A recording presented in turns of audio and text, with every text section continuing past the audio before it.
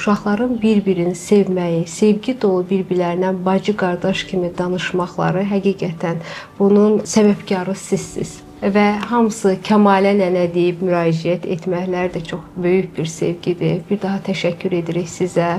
Mən sizə və sizinlə birgə bu podkastı, ümumiyyətlə bu tədbiri təşkil edən hər kəsə təşəkkürümü bildirirəm. Bizim elə işimizin də əsası əlbəttə ki, sevgidir. Uşağın müdafiəsi deyəndə müdafiənin içində bir mərhəmət var, bir sevgi var, bir ona qayğı var, diqqət var. Və biz bunların hamısını bir sevgi sözünün ətrafında toplayırıq. Sevgi hər zaman insanların cəmiyyətdə formalaşmasına, ailə modelinin daha tutarlı olmasına çox böyük bir vasitədir.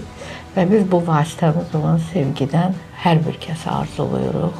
Arzu edirik ki, bütün evlər sevgi dolu olsun, bütün ailələr sevgi ilə övladlarını böyütsün və o zaman bir uşaq da diqqətdən kənarda qalmaz, bir uşaq da müəssisədə böyüməz.